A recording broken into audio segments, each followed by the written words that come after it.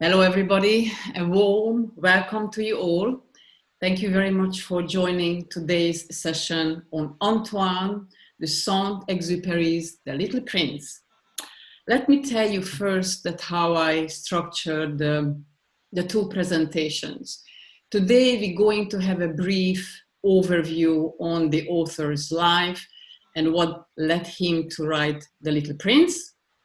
And then I'm going to share some of my comments and views and reflections and observations, as well as what others said about symbolism and commentaries and characterization and the moral lessons of the book. December, I decided to have a full session on the subject of how we see with our hearts. So we talk about them in December, so do join us then as well. So before we jump into my presentation, let me share with you a wonderful edition of The Little Prince. Rick, can you actually, am I on the screen or is it the Ubiquity logo on the screen? No, you're on the screen. Okay, wonderful, thank you, I just wanted to check.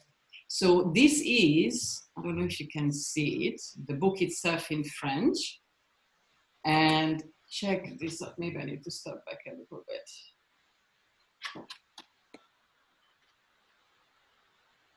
Look at this beauty. Let's see that how it is a 3D pop-up. And there is the sheep.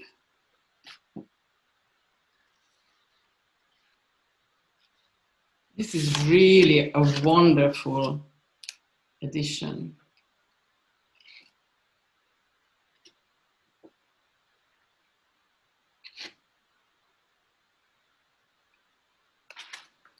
And there is the Baobab tree. I don't know if you can see it. And you can play with the sun here. Look at this, how cute this is. Fantastic. And here, just flip this up.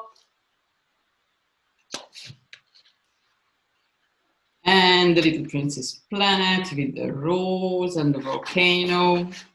And there is the king. And here is the conceited man. And the drunkard, businessman. Ooh. Look at this, and this is the lamplighter. This is just wonderful, so well put together. That was the geographer. And here is meeting with this snake.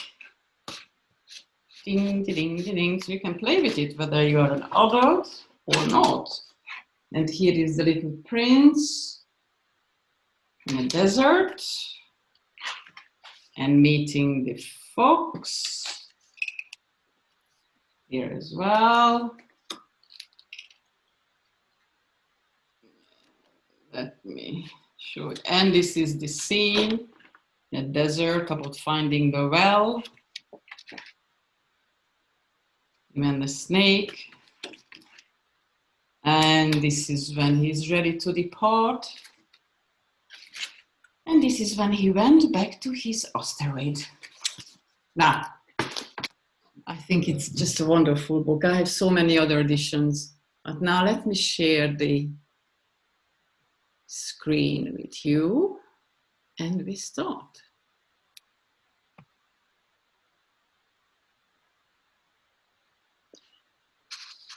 Okay, so this is the very first one. I got the very first Little Prince from one of my mom's friends. On the left, you can see the Hungarian edition of the book, and to the right is my humble self, little Georgie Porgy. When I got the book from this lady, she gave me a weird message. She told me that as I'm getting older, I should read the book often. And I remember that even then I noted that it was such a weird message, just like the Little Prince always said that adults are a bit odd. And I did think that she was odd, but she was so right. Because every single time I reread the book, it had different meanings to me. And that meaning clearly was to do with my becoming older and hopefully wiser. There is so much discussion about the deepest meaning of the Little Prince, of love and loss, of friendship and belonging, of being alone and loneliness, of caring and nurturing. There are so many opinions and there may not be a definitive answer. Just as with all wisdom and knowledge shared, it is up to the reader, the listener, the receiver to harness meaning individually.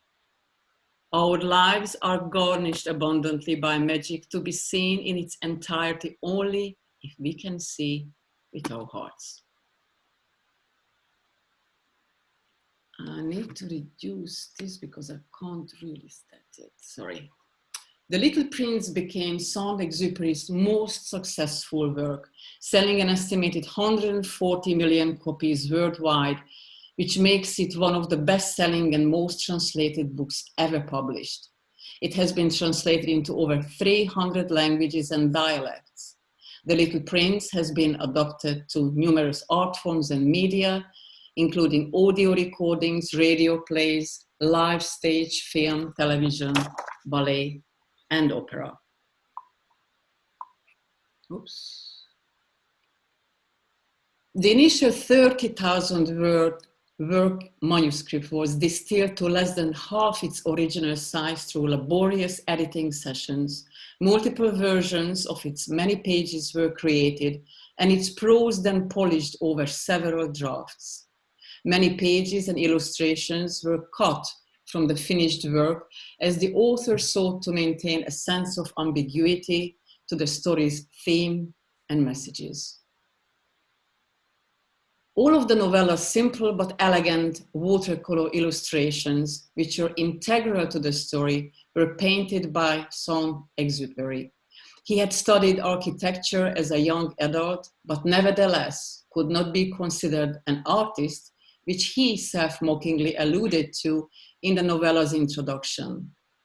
Several of his illustrations were painted on the wrong side of the delicate onion skin paper that he used, his medium of choice. Japanese, I can't really see the screen. Japanese researcher Yoshitsugu Kunugiyama suggested that the cover illustration Saint-Exupéry painted for The Little Prince deliberately depicted a stellar arrangement created to celebrate the author's own centennial of birth. According to him, the cover art chosen from one of Saint-Exupéry's watercolor illustrations contained the planets Saturn and Jupiter, plus the star Aldebaran, arranged as a triangle, a celestial configuration which occurred in the early 1940s and which he likely knew would next reoccur in the year 2000.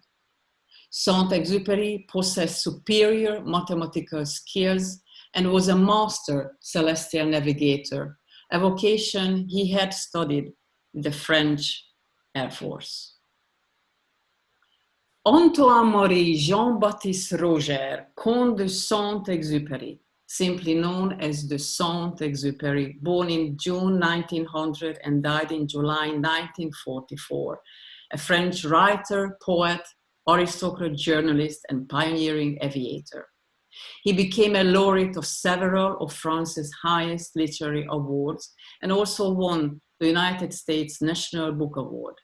He is best remembered for his novella The Little Prince and for his lyrical aviation writings, including Wind, Sand and Stars, and The Night Flight.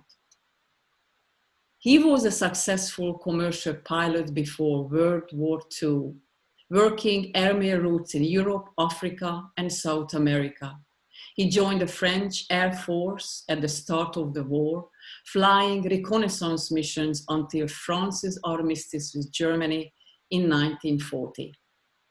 After being demobilized from the French Air Force, he traveled to the United States to help persuade its government to enter the war against Nazi Germany.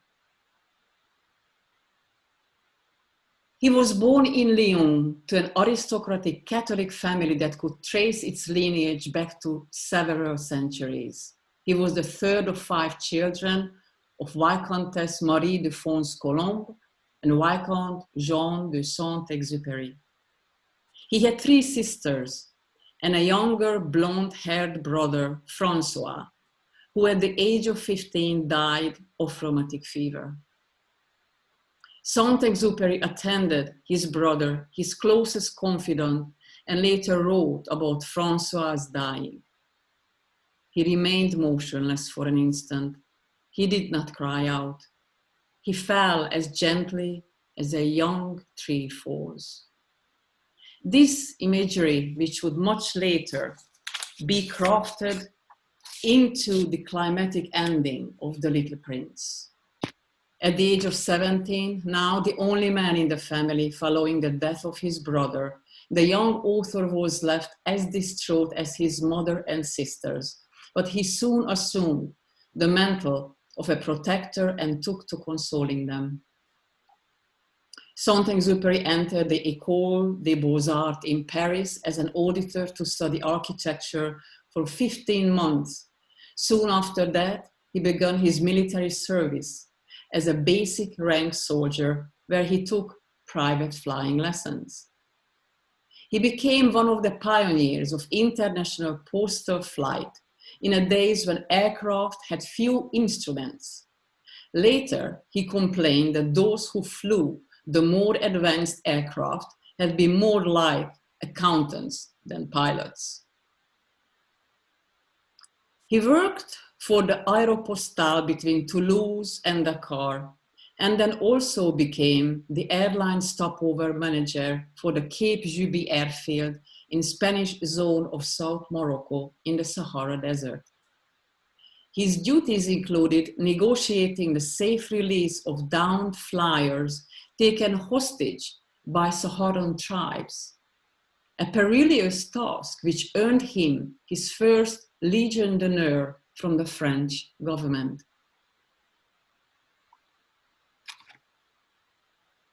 Sorry, I just need to move sometimes the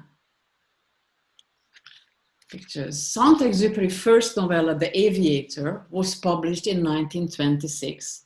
And in 1929, his first book, The Submail, was published, so his career as an aviator and journalist was about to begin. In 1931, the publication of The Night Flight established Saint-Exupéry as a rising star in the literary world. It was the first of his major works to gain widespread acclaim and won the Prix Femina. The novel mirrored his experiences as a male pilot and director of the Aeroposta Argentina airline, based in Buenos Aires, Argentina.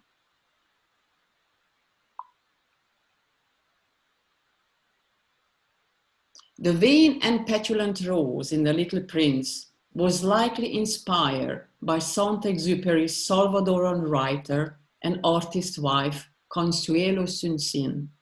It was a stormy union, with Saint-Exupéry traveling frequently and indulging in numerous affairs.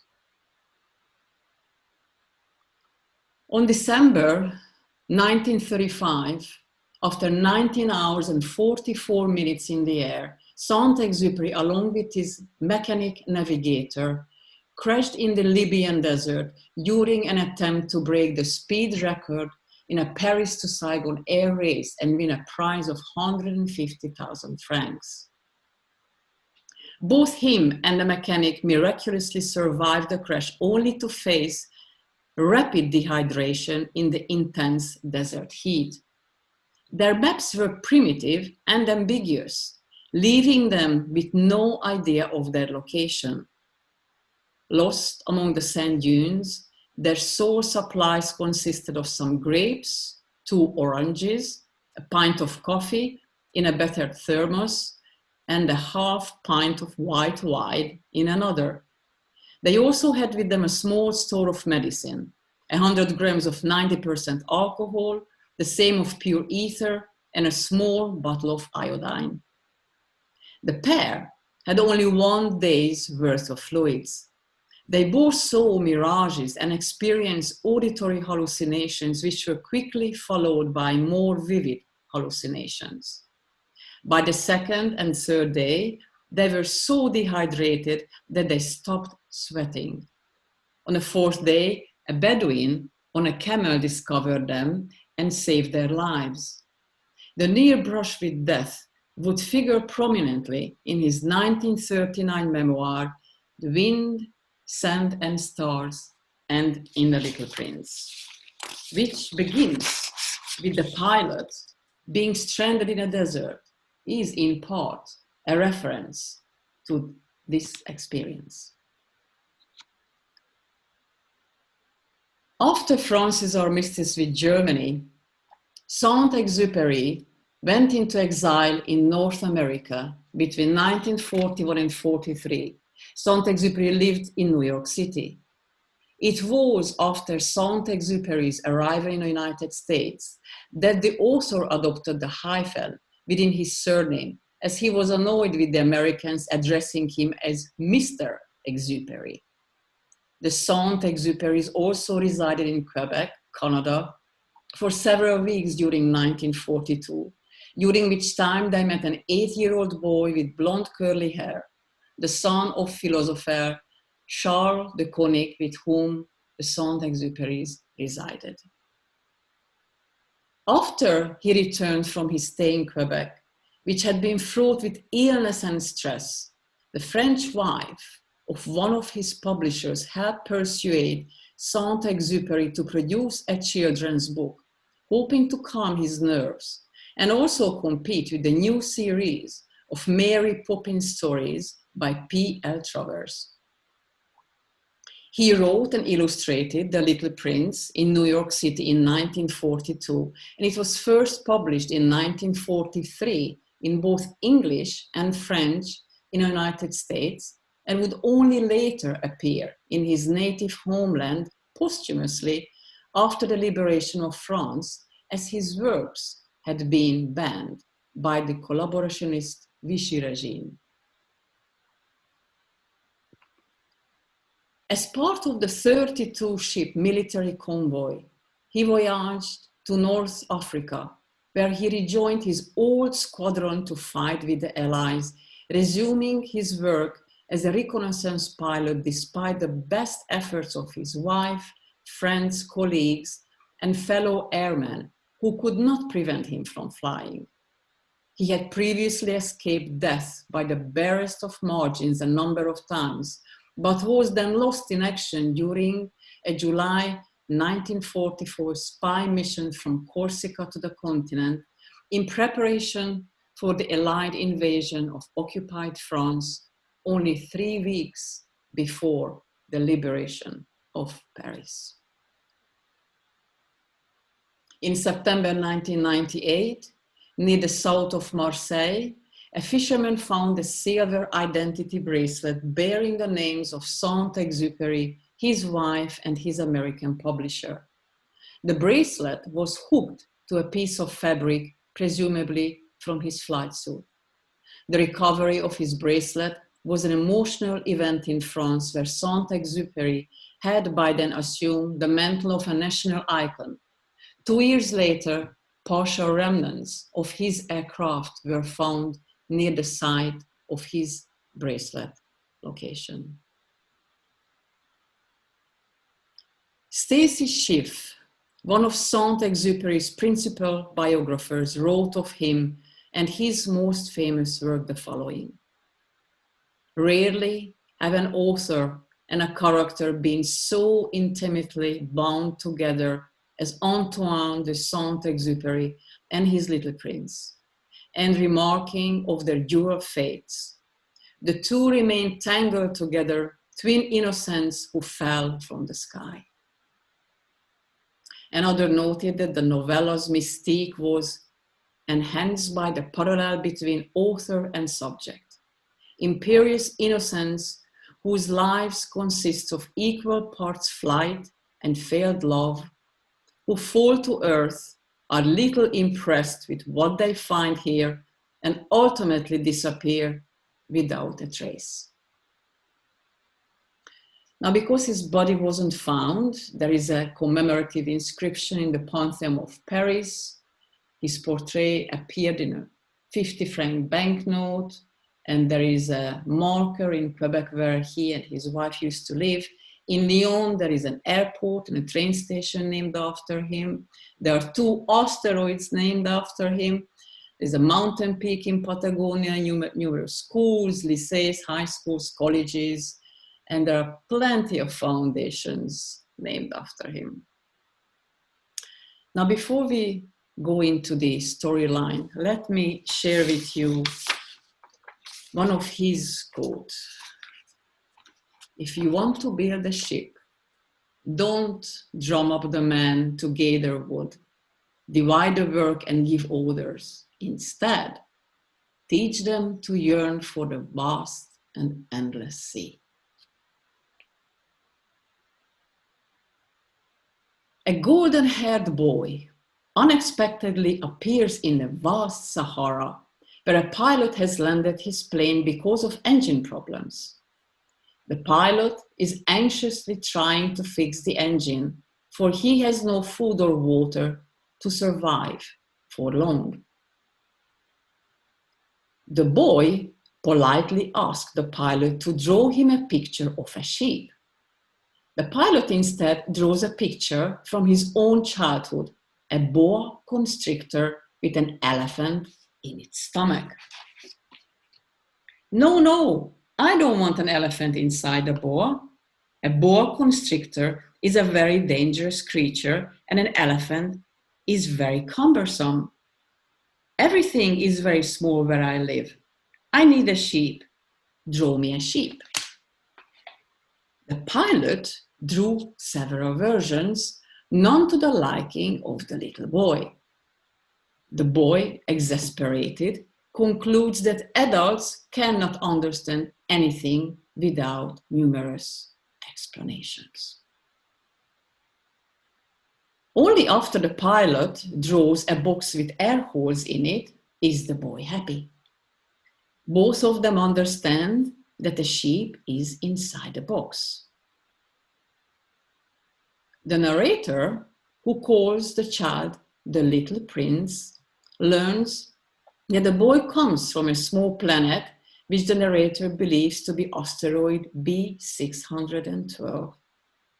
Over the course of the next few days, the little prince tells the narrator about his life.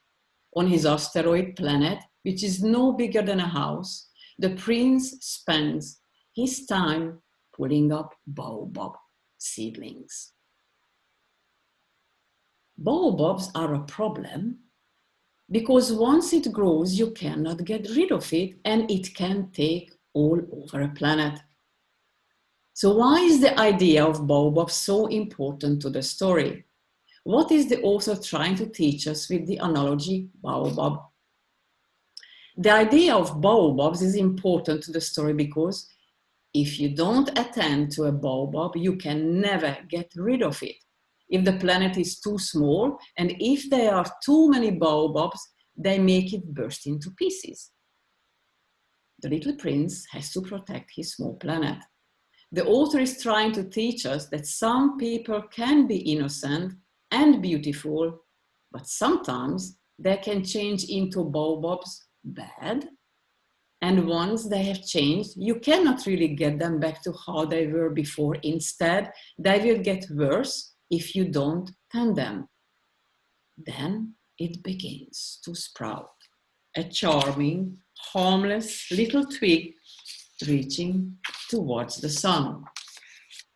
There were good plants and bad plants, but they are invisible until they begin to sprout. One day, a rose grows on his planet, and the little prince loves her with all his heart. He cares for his beloved rose, who is troublesome. She insists on being kept under a dome. She tells him untruths. Her vanity and demands become too much for the little prince, and he leaves.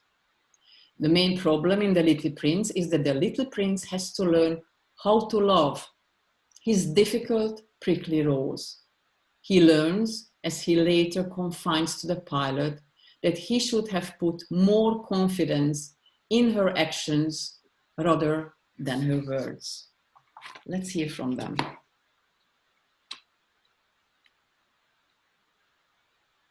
I shouldn't have listened to her, he confided to me one day. One should never listen to flowers. One must admire them and breathe their fragrance. Mine perfumed all my planet, but I did not know how to enjoy her. That tale of clothes which irritated me so much should simply have touched my heart. And he confided further. At the time, I was unable to understand anything. I should have based my judgment upon deeds and not words. She cast her fragrance and her radiance over me. I should never have run away from her. I should have guessed at the affection behind her poor little tricks. Flowers are so inconsistent, but I was too young to know how to love her.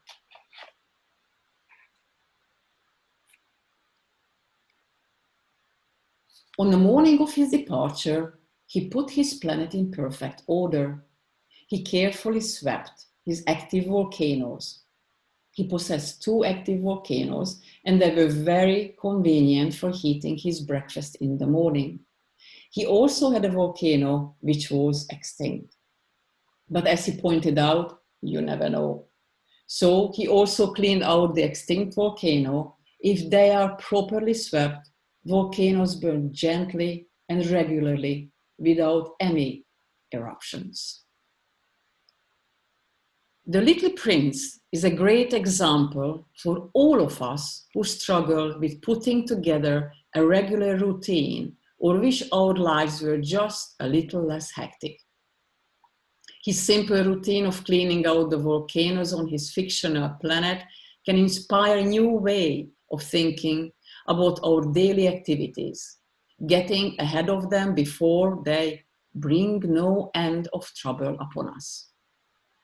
Whatever your volcanoes, utility bills, commit to regular exercise, or even larger challenges like a big move or a doctoral study, you can take a leaf out of the Little Prince's book to tackle them with much more peace of mind. The Little Prince has an advanced schedule strategy. He is employing an if-then technique.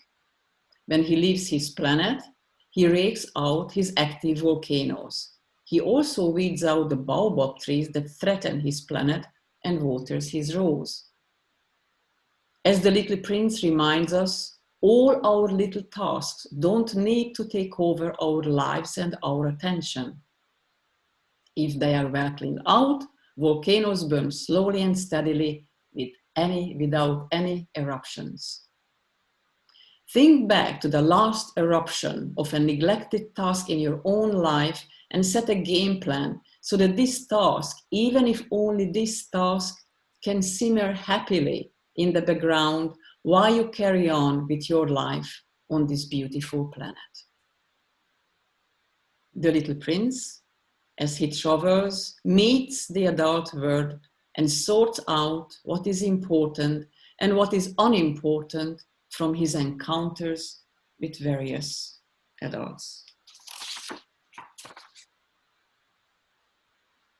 The Little Prince tells the pilot about his visits to other tiny asteroids where he met one single inhabitant on each, the king claiming to rule the universe, although he has no subjects.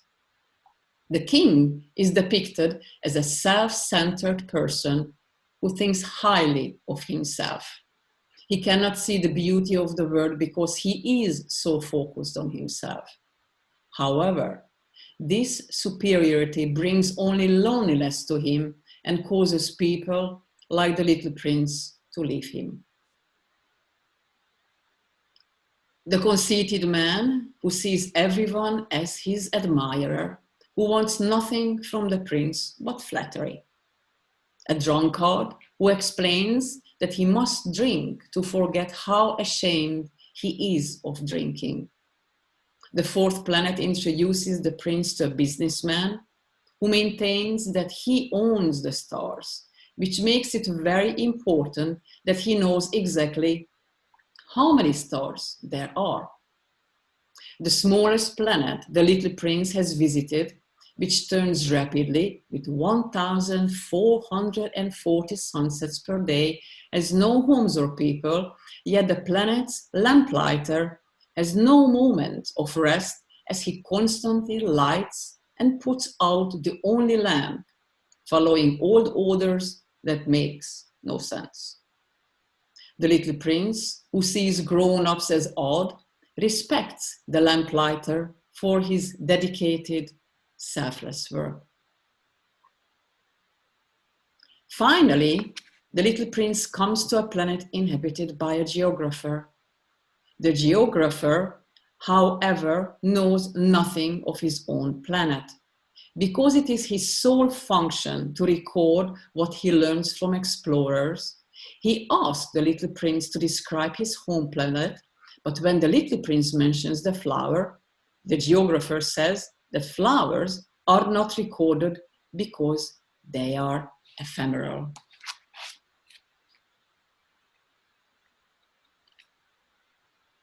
But what does ephemeral mean? The little prince repeated once again, since he had never in his life given up a question once he had raised it. It means in danger of early disappearance. My flower is in danger of early disappearance? Of course it is. My flower is ephemeral, the little prince said to himself, and she has only 4 thorns with which to defend herself against the world, and I have left her all alone on my planet. That was his first moment of regret. But he took courage once again. What place would you advise me to visit? He asked. Planet Earth, replied the geographer. It has a good reputation.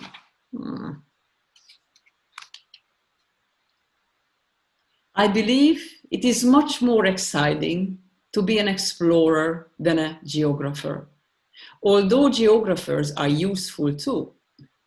Get out of your comfort zone. You will fail and fall, but obstacles are the best teachers. Challenge your limits. Once you try new things and have experienced the excitement of challenges, the fear element that is associated with staying in the comfort zone will soon disappear. Explore yourself. And on Earth, the prince meets a little snake.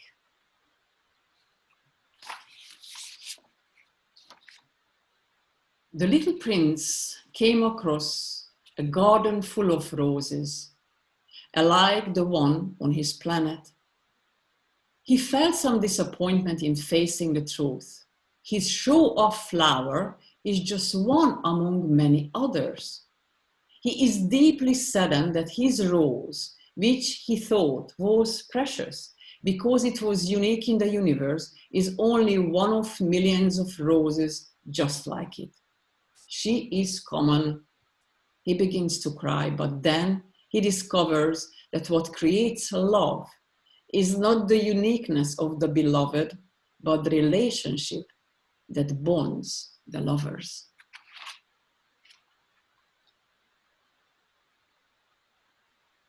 No, said the little prince, I am looking for friends.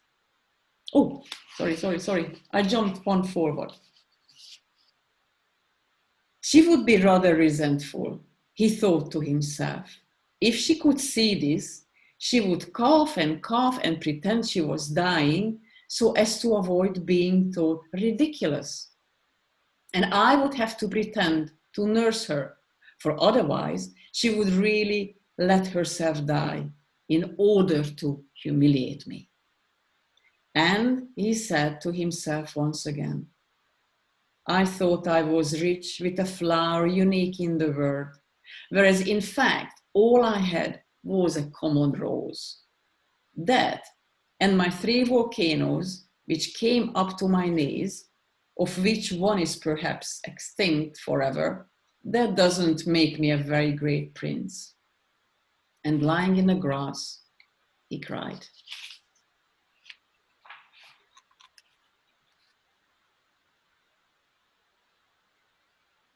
In the Sahara, the prince meets the fox.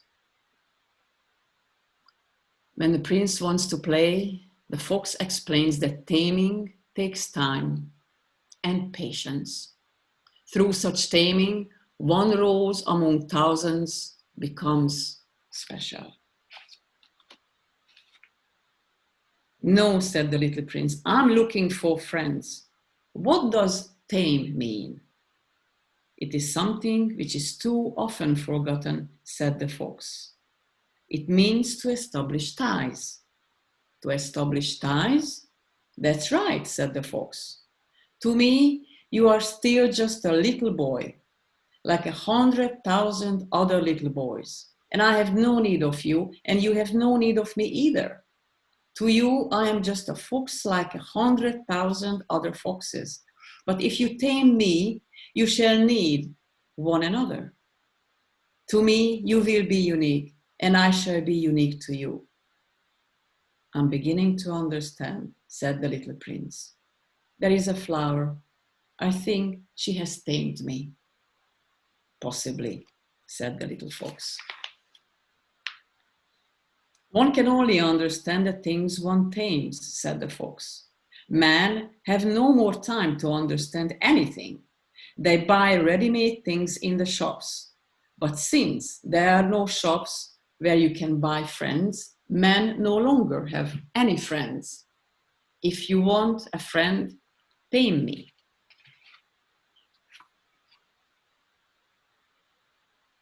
The fox reveals to him the major secrets of life.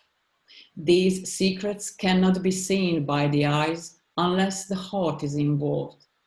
The fox explains also that one is forever responsible where love is involved, and that words cause misunderstandings, that rites and rituals are significant but often forgotten, and that crucial matters are often ignored and not appreciated.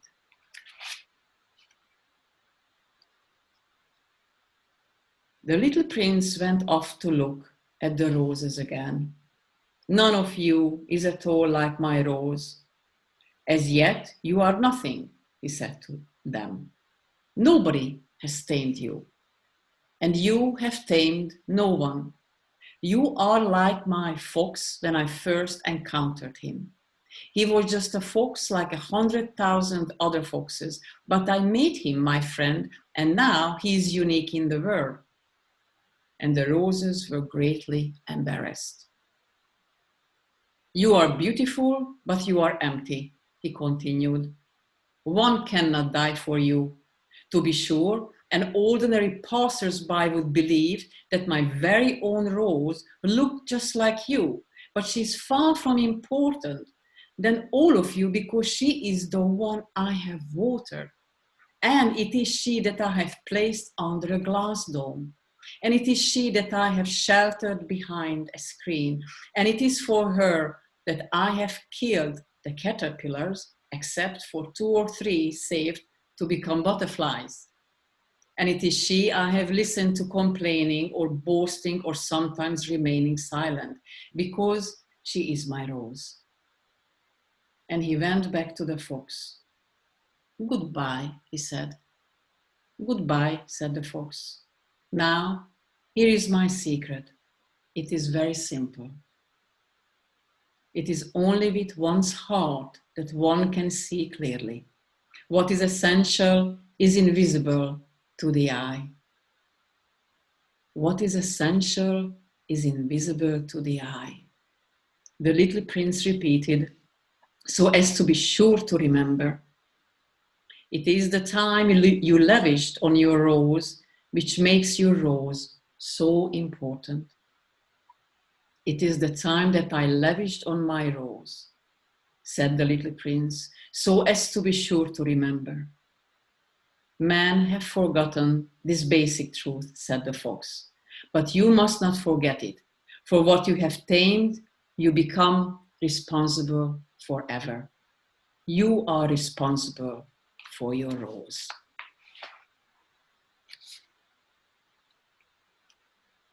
The narrator and the little prince have now spent 8 days in a desert and have run out of water. The two then walk in a desert in search of a well, which miraculously they find. The little prince tells the narrator that he plans to return that night to his planet and flower, and that now the stars will be meaningful to the narrator because he will know that his friend is living on one of them. The stars shimmer on the surface of the well's water. They drink and the water tastes unusually sweet to them. But the man and the boy sense the value of that moment. The pilot is sad. The prince feels fear mixed with joy because of his decision to go home. Returning to his planet requires allowing the poisonous snake to bite him.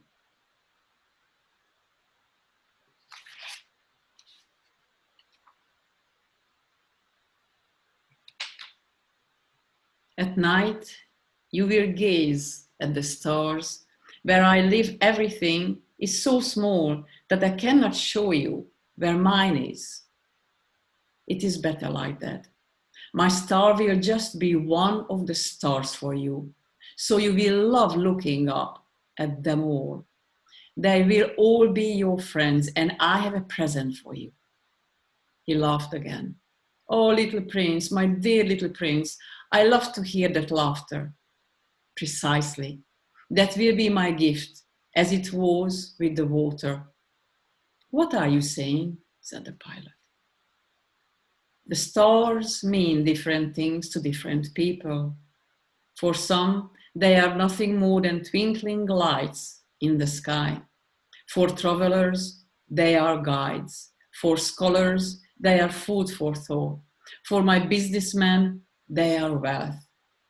But for everyone, the stars are silent, except from now on, just for you. What do you mean? When you look up at the sky at night, since I shall be living on one of them and laughing on one of them, for you it will be as if all the stars were laughing. You and only you will have stars that can laugh. And as he said it, he laughed. And when you are comforted, time soothes all sorrows. You will be happy to have known me. You will always be my friend. You will want to laugh with me, and from time to time you will open your window just for the pleasure of it, and your friends will be astonished to see you laughing whilst gazing at the sky. And so you will say to them, yes, stars always make me laugh. And they will think of you, how crazy. I shall have played a very naughty trick on you. And once again he laughed. It will be as if I have given you, instead of stars, a lot of little bells that can laugh.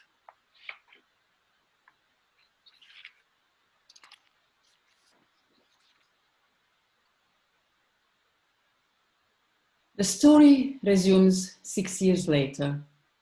The narrator says that the prince's body was missing in the morning, so he knows that he returned to his planet, and he wonders whether the she that he drew him ate his flower.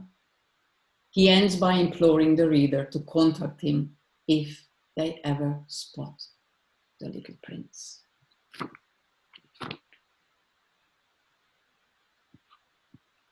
The Little Prince is written in a form of fable or allegory, The characters do not have names, but are rather I and he. Others are generic: the astronomer, the geographer, the king, the businessman, the lamplighter, and so on. As in allegory, they represent one phase of human life. The king is authority, the lamplighter, devotion to duty, the businessman, greed. The flower is a coquettish woman, nevertheless beloved by the little prince. The serpent is death. The fox, true to his literary image, represents deception. Most of the secondary characters appear only in brief scenes in dialogue form, but their meaning is very clear. The only characters that appear throughout the work are the narrator, who is lost in the Sahara, and the little prince. They are kindred spirits, both with the spirit of simplicity, a great love of human nature, and a desire for the ideal. Both of them love the world beyond. The narrator loves his plane because it brings him beyond himself to other regions on earth. The little prince gives up his life to return to his planet in another world, which he left in order to seek for friends. There is an immediate bond between the two, between them and the reader. The little prince is a relatively innocent being from another world who is hypothetically resurrected back to his home and who is seeking to save what has been lost, and his rules. The little prince is troubled and distraught after learning terrible things about the world and having his perspective of life and beauty uprooted. He goes through a growth process, and his metamorphosis, both through his maturation in the novel as well as his death and presumed resurrection, are more direct allegories for human growth and development. One of the notable characteristics of The Little Prince is that it invites many different meanings and interpretations. One interpretation is that The Little Prince is an allegory about growing up and the importance of retaining a sense of childlike wonder about the world into adulthood. Antoine de Saint-Exupéry suggests that the curiosity and open-mindedness of children are often replaced by an obsession with mundane facts, practicalities, and superficial judgments in adulthood. He explores this idea through characterization, primarily through the little prince himself, who symbolizes and embodies the curious spirit of childhood. The little prince asks questions about the world and is constantly learning and growing from his experiences, and he is prepared to learn something from each new encounter. For example, when the little prince sees thousands of roses that are identical to his own, he realizes that his own rose is unique and valuable due to the effort and time he has invested in its growth.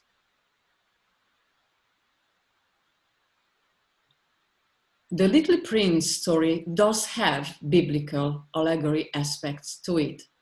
The snake that kills the prince is the same biblical serpent that symbolizes death in the Garden of Eden.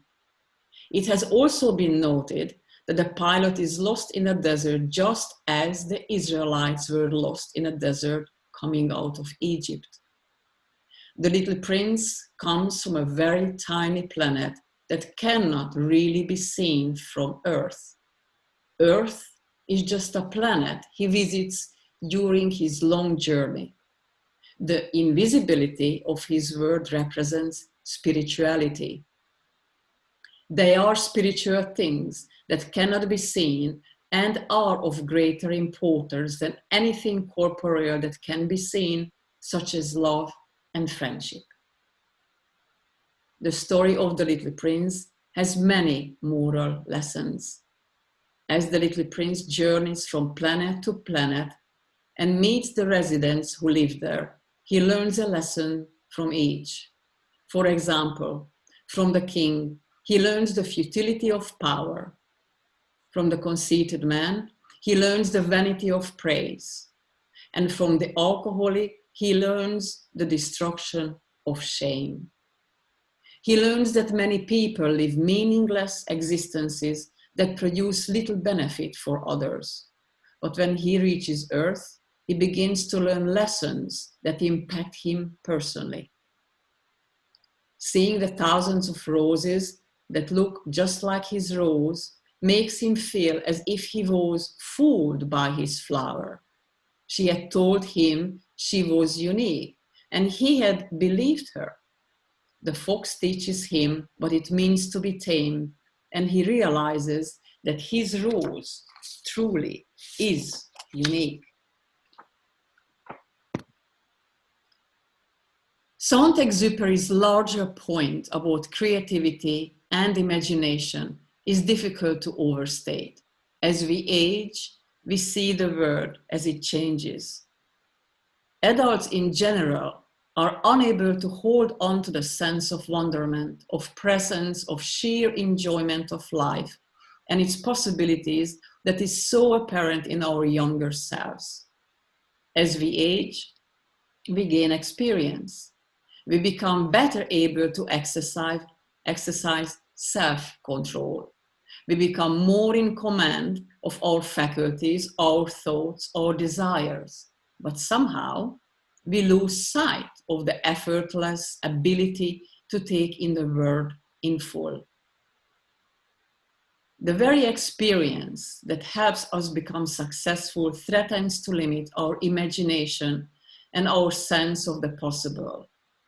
When did experience ever limit the fantasy of a child? As children, we are remarkably aware. We absorb and process information at a speed that we will never again come close to achieving. New sights, new sounds, new smells, new people, new emotions, new experiences. We are learning about our world and its possibilities. Everything is new, everything is exciting, everything engenders curiosity. And because of the inherent newness of our surroundings, we are exquisitely alert, we are absorbed, we take it all in. Who knows when it might come in handy? But as we grow older, the blasé factor increases exponentially. Been there, done that, don't need to pay attention to this. And when in the world will I ever need to know or use that? Before we know it, we have shed that innate attentiveness, engagement, and curiosity for a host of passive, mindless habits. And even when we want to engage, we no longer have that childhood luxury. Gone are the days where our main job was to learn, to absorb, to interact. We now have other, more pressing, or so we think, responsibilities to attend to and demands our minds to address.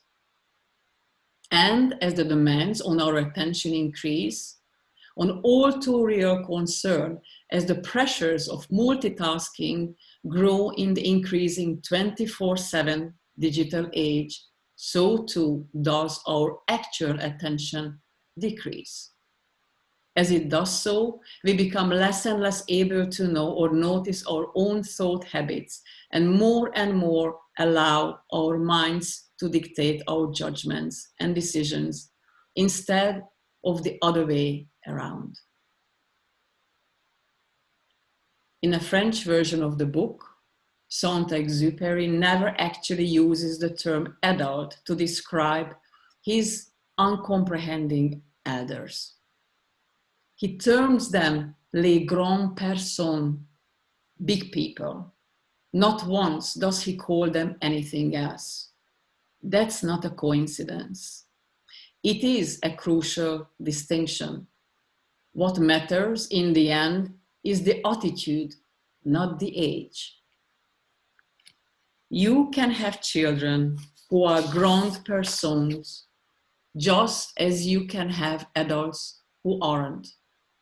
The question is one of mindset, of a way of looking at the world. It has little to do with age as such, only insofar as age tends to bring out a more restrained attitude in many of us. Now let's hear from you, les grands personnes, starting with Jim.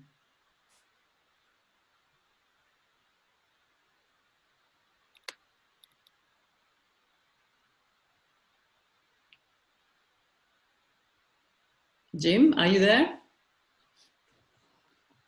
Yes. Beautifully done, Georgie.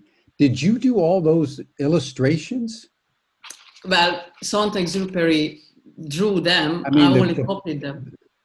but the PowerPoint, you did all the PowerPoint and all of Sure. that? Yeah, Oh yeah, my yeah. goodness. That is quite remarkable. Thank you. Thank you. That's what we do here at Ubiquity. Beautifully done. Beautifully done. You know, it always strikes me that The Little Prince is a lot like Alice in Wonderland. It's one of these books that seems at one level to be kind of illogical, um, superficial, disjointed, and going into all kinds of different unexpected places. Yeah. And then at a different level, at a much deeper level, which you've taken us, it it works through these disconnects into something utterly profound. Yeah. And so my question to you is just sort of what in, because I remember when I went to Carolyn Mace and asked her which book would she want to do of all the great books without hesitation. She said Alice in Mm. Wonderland. So I had my absolute favorite book of all time. And you could feel in her delivery that in fact it was true. Mm-hmm. So what is it about The Little Prince that you find so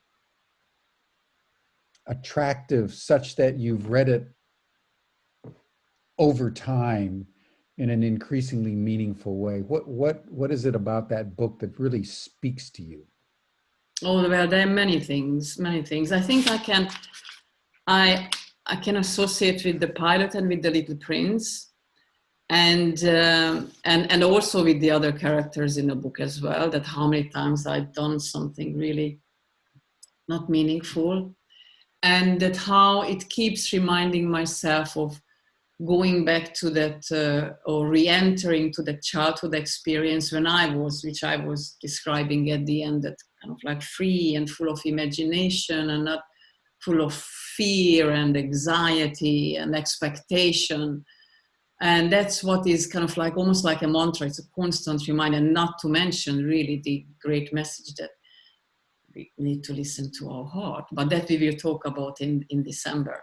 So I think that there are many more meanings in it for me, but somehow this is the book that keeps coming back to me at regular etaps in my life, and it just brings a smile on my every single time I read it. And as I was reading to you all, I would just like elevate. I just really felt like that little girl I showed you in the first slide, and it's just wonderful.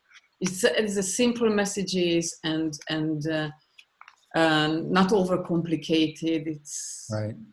It's wonderful, and it speaks to many. It speaks to children. It speaks to les grands personnes, adults. So yeah, it's. I don't know if this is a coherent answer to your question or not. Yeah. No, it's your answer. Good. Thank you. Thank you. Thank you. Shall we turn to our audience? I'd like to hear how they actually understand the Little Prince. So, do you want to call people, Jim? Because I can't really see who put their. Okay, everyone. All you doctoral students, you need to raise your hands to make any comments or ask any questions that you would like. Let's see here.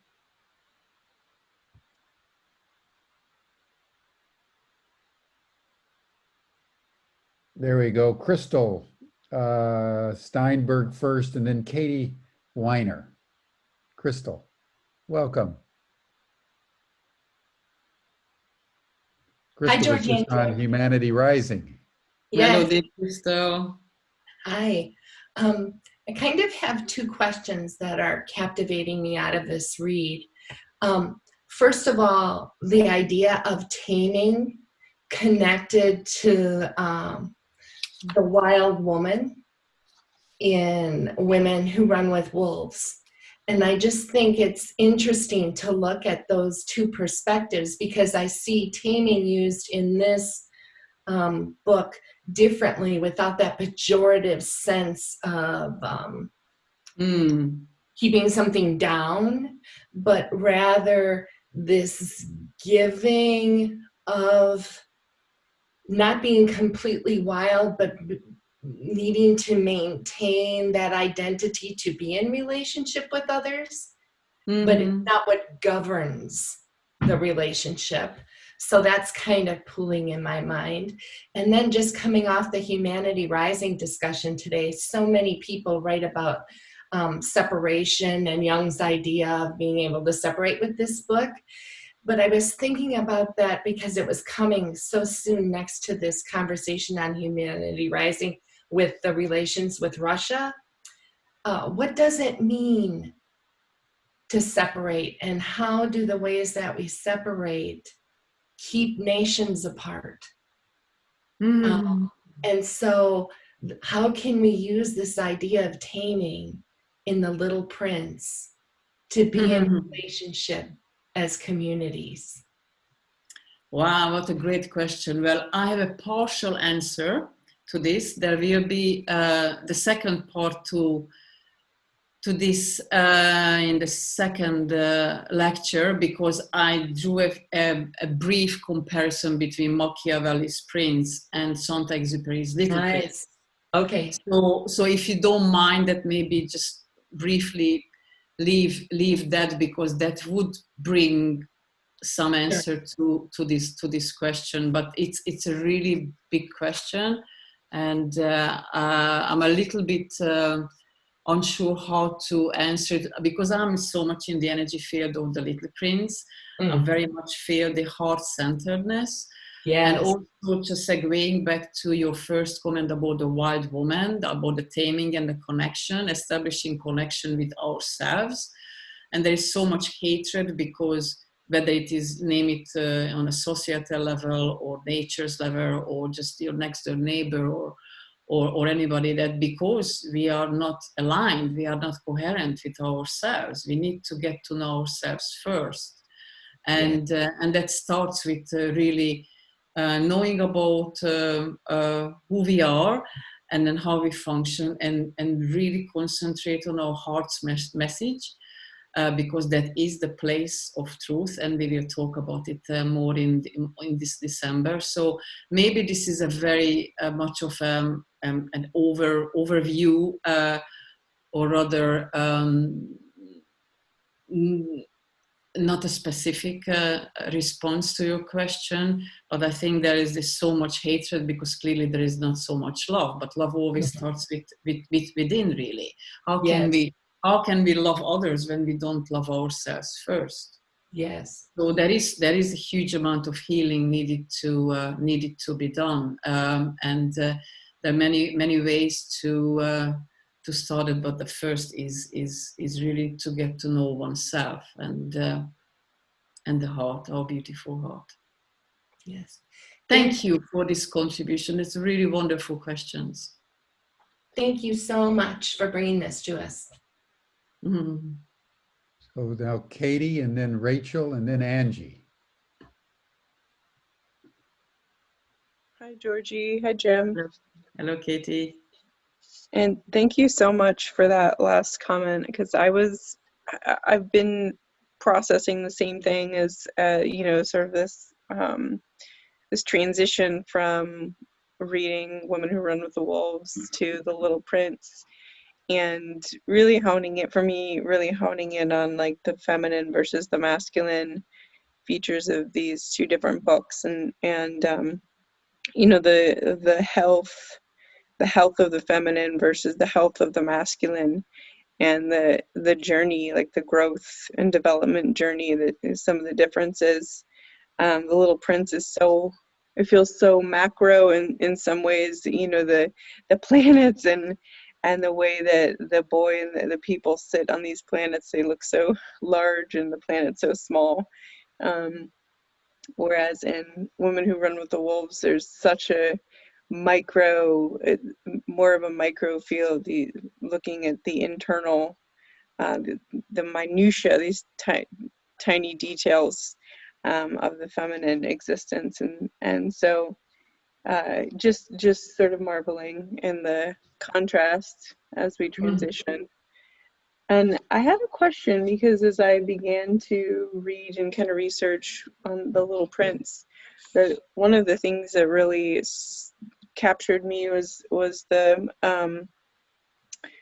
dedication in the beginning, and I went down a rabbit hole reading about his dedication to Leon Worth and trying to understand that relationship, which seems like, from what I read, his relationship was a long-standing relationship with Leon Worth, but there was something that happened with Nazi Germany and the invasion of France that I don't know if it was part of the creation of this book.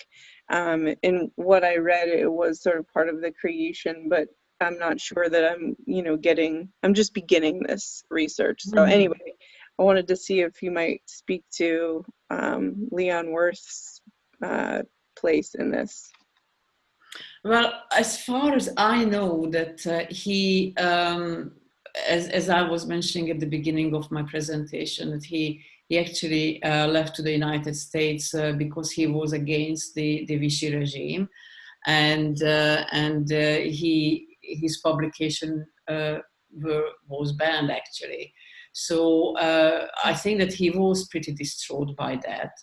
That he was not appreciated and accepted by his own country, and that's why that was referring to that lady who tried to convince him to write a children's book to calm his nerves. So he must have been very distraught by not being able to recognize for his writing.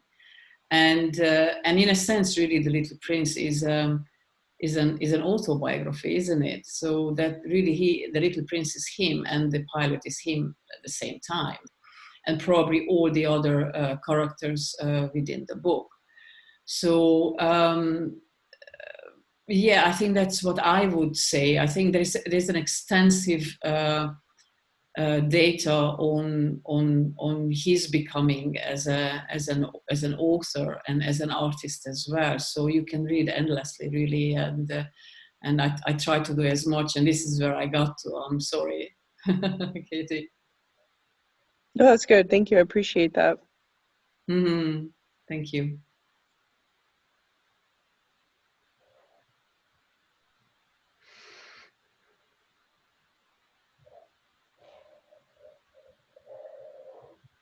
I think we have Rachel next. Yeah. Rachel and then Angie. Thank you. Where is Rachel? Okay, I'm here. Sorry. Hello, Rachel. I was really surprised when you mentioned that we were going to read this book. And I just thought, what in the world? And I am so amazed at all of the incredible insights that I have gotten from the book. I had no idea about the book. I had never heard of it. And I don't even know how to put it into words. But I was going to mention the taming aspect, because that really was extraordinary for me. But what I recognized from that was that there's a lot of teaming that goes on with all of our relationships. I mean, at first I was interpreting it like, well, this is a lovely relationship. This is a positive relationship. This is what we do.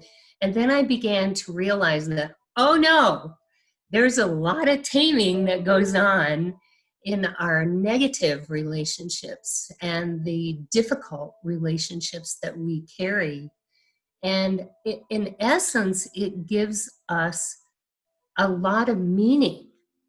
Like even in the shadow sides of the taming parts of those relationships. And I had never thought of that before. And then when you mentioned, you were reading about how at the end, the prince talks about to the author, expresses to him to look up at the stars. And I don't know why I hadn't seen that, but I also see obviously the taming of the author in that by the prince, in that there was going to be an ongoing, enduring taming relationship of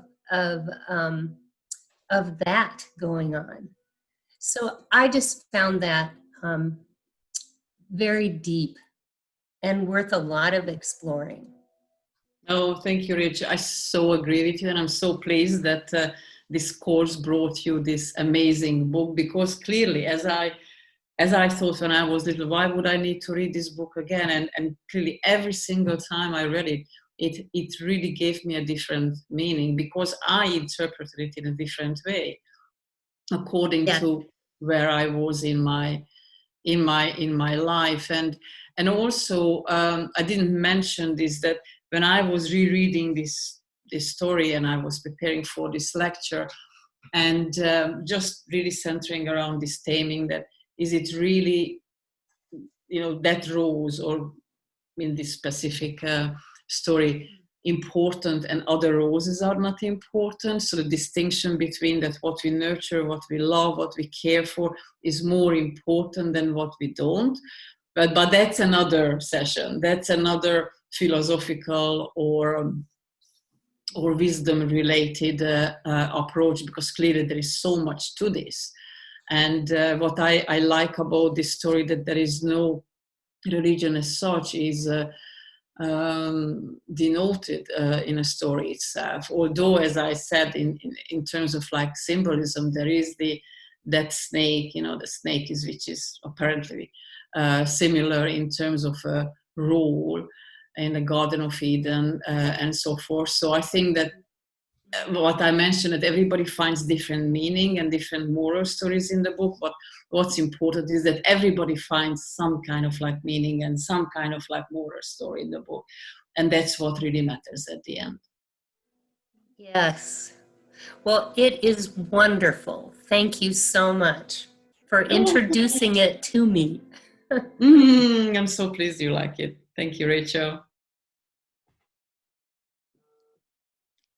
Katie? Hello, it's Angie. Hello, dear Angie. Hi. One of the takeaways I got from reading it this time around was I felt like the rose was the young prince's feminine.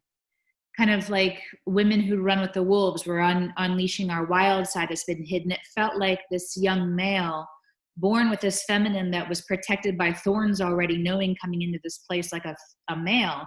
And he keeps meeting all these male characters, but the only feminine is this rose that he was too immature to understand, and had to go out into the world to understand that he had to come back and embrace this rose and keep watering this rose and be responsible for this rose. For me, felt like responsible for his own femininity, for his own wild, thorny, feminine side that had been protected since birth. Brilliant observation. Absolutely. Yeah. Thank you, Angie. I haven't thought of that. Yeah, that rings a bell. That's I'm resonating with your points of view. Absolutely. How interesting.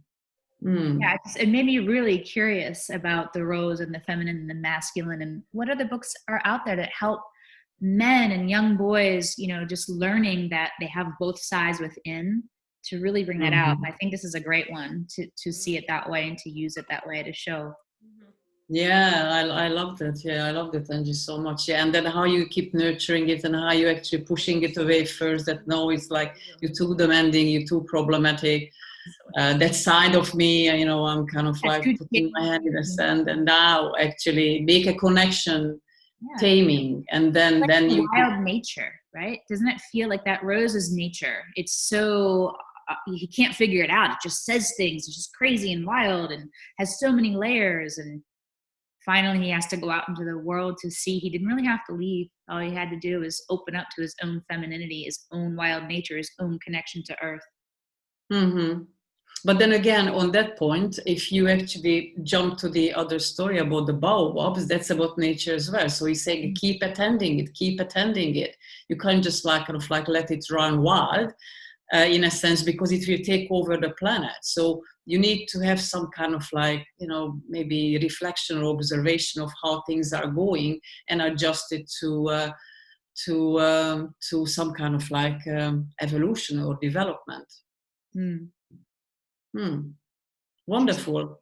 That's brilliant, Angie. Thank you. Thank you so much. Really, really great observation. How many times did you... Angie? Yes. Angie, just while you're up, where did you guys end up? Oh, I'm in North Carolina. North Carolina, because Angie and the family fled California because of the fires and so forth. Last I heard, you were just unsure where you were going to end up, so you ended up in North Carolina. Yes, we ended up in Pittsburgh for a few weeks and just kept looking up and down the coast, and now we're in North Carolina in a little town called Southport. Oh, fantastic. Well, I hope it's a happy landing. Yes, it's been so far. Of course, all of our stuff is still in California. It's been 6 weeks, and they keep delaying the trucks because there's no drivers. Yeah, right. Good. Now, did we hear from Katie? Yes, we did. Katie, so that's so that leaves Gina. Gina Diane. Here we go. I muted myself. I really been struck by a number of different thoughts as people have been expressing in the discussion. I really have been looking at the divine feminine and the divine masculine as well, and comparing it with women who run with the wolves. So Angie's point was really a big gift to me. I think a couple of places that I've gone to, and I haven't thoroughly explored them yet, is comparing the wolf and the fox. Somehow that the animalistic, the totem aspects of those two are calling to me to explore a little bit further. And then your comment about the baobab, you can't let it run wild, struck me as, oh, but yet we're running wild with the wolves. And so I want to explore that a little further too. The other part that I really appreciated you bringing up was the allegories. And that was an aspect that I hadn't thought to look at. I've been thinking about archetypes, but not allegories. So so I want to go into that further. I am just dipping my feet into all sorts of different aspects, and I'm not sure exactly where I want to focus, but I wanted to get a little bit of an awareness of the things that I've mentioned. Anything in particular call out to you of what I've said, or that you'd like to respond to? Well, thank you so much for your comments. They're really interesting, that how you drew the parallel between the the wolf and the fox in these two wonderful books. I think it would be a really interesting comparative study as a post-paper topic. I would love to read it. Yeah, very much. It's actually really wonderful. When I was preparing for this lecture, I wasn't really thinking about the Pink Estes book, but it's so wonderful to hear it that you and others actually drew my attention to it, that there are actually lots of similarities, and there's so much in this book. Really, it is whatever rings true to you, and then listen to your heart, and maybe wait for the second lecture, because there will be quite a lot of new information there as well that may add to really choosing that which direction is the best to pursue at this stage, because each of them are valid and each of them are really, really interesting. So don't discard any of them, and then just sleep on them for another 30 days and listen to the second lecture, because then we will really focus on that, what we each hear from the Little Prince, or rather the fox's message, the secret message. And also I'm planning to share two interviews with two very interesting people, but I'm not going to say names. It will be a surprise. So we will hear from other people as well. And as I mentioned, I will draw a little comparison between Machiavelli and Saint-Exupéry as well, that what is the big prince and the little prince, and then how actually they relate to society, really. So which one has more validity? Thank you so much for your contribution. Thank you. I just wanted to mention too that I found my original copy of the Little Prince. Really? Yes, yeah. It's I got it many years ago. It was only 95 cents at the time, and slightly higher in Canada, where I'm from. So it was a real treasure to come across it and kind of see what parts drew me. Back probably when I was in my 20s, I read it as part of a children's literature course I was taking for my baccalaureate degree. So I'm really pleased that it's come into my life again. Thank you for. What would be actually really interesting to maybe interview, I don't know if I can manage to find a 5 or 6 year old until next December to interview, because there's, when you actually do a search on the internet, you find actually les grandes personnes writing about it. So I would love to really see that, what kids actually think about this book, because I can remember how much I loved it, but now I think back with my les grandes personnes mind. So I love this story, and also wanted to mention that, referring to one of you mentioning the feminine, and then to me, I know the Little Prince clearly is a masculine figure, but somehow that's not what the most prominent to me, that the pilot and the Little Prince, they both men, right? So but let's talk about more in December.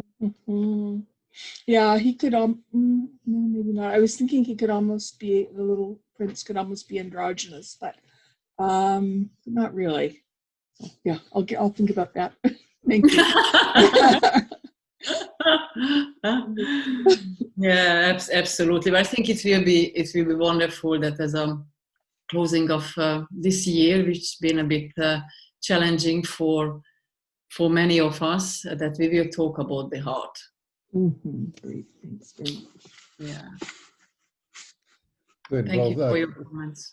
Thank you, Gina. And then last question from Janice. Oh, Janice, hello. There, I just unmuted myself. Georgie, that was absolutely beautiful. I love the presentation and love the book. I was not familiar with it. So it was such a beautiful surprise reading through this book. It's just fascinated me. And particularly, I love the pop-up book you showed, because I noticed that in the Amazon library, and I kept thinking, I should like to have that book, I think. So thank you for recommending it. I will definitely go forward with that. Oh, it's marvelous. I love it so much. Yeah, I love it. It's beautiful. It's gorgeous, gorgeous art. I resonate with the comment about the rose and femininity. I don't know the ending either of that, but suddenly I thought, as I've been going through it, I've been reading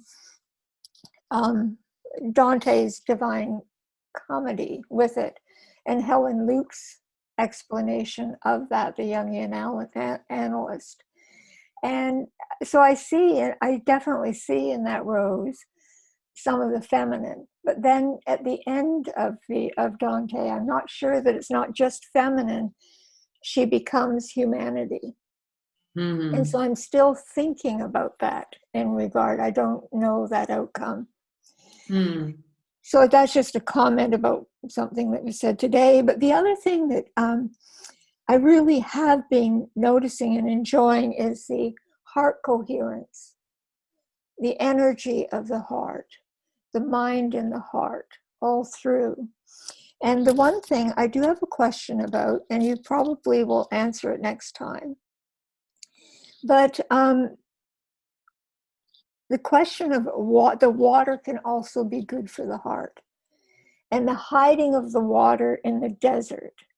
And so when you sit in silence, I thought of in contemplation, he said, you sit in the silence, you don't see anyone, you don't talk to anyone, but it radiates in its silence. And then the little prince says, it hides water in a well somewhere. So that I'm pondering. I don't have any response to, but I look forward to the next time to hear more about that. Yeah, no, absolutely. I think that there's, as we said, that there are quite a lot of symbolism within the story. So looking for something that is vital to ourselves, and finally finding it and appreciating it and valuing the moment of sharing it with somebody. So there's so many aspects to every single little events really in the storyline. It's beautiful. Just like it just came to me as maybe it's not a good comparison, that Brenda Crowther said at the beginning of this year that her and her group in London were reading for 7 years Jung's The Red Book, right? So with The Little Prince, clearly is not as long, and it's a different expression than Jung's Red Book, but you can really dissect almost every page of it, really, and every story of it within. So much in it, yeah. And we have lots of more to talk about heart, and then now we should really center our attention in order to live a more coherent and aligned life, not just for ourselves, but for humanity. Yes. And it interested me. Today, this morning, I was at a lecture for cardiology, but we were talking about COVID and the research on COVID. And honestly, this little book, they brought up a lot of ethical issues, for example. And there are so many ethical things. And then I found articles on The Little Prince and ethics. And then other ones on microbiology and the viruses and The Little Prince. So I agree with you that it's a huge book that much time could be spent upon. Absolutely. Yeah, as Jim said, it is actually small and it may come across as insignificant, but it has deep moral lessons and ethical lessons in it. Really, it depends what you take from it. It's up to you. Yeah. So thank you so much, Janice. Thank you, Janice. Georgie, thank you. I know it's been a very eventful and emotional couple of weeks for you, so I just want to acknowledge your strength and fortitude and rising to the occasion of this lecture. You did a beautiful, beautiful job speaking about one of the great works of our generation. And so thank you so much. Thank you all, everyone. We'll see you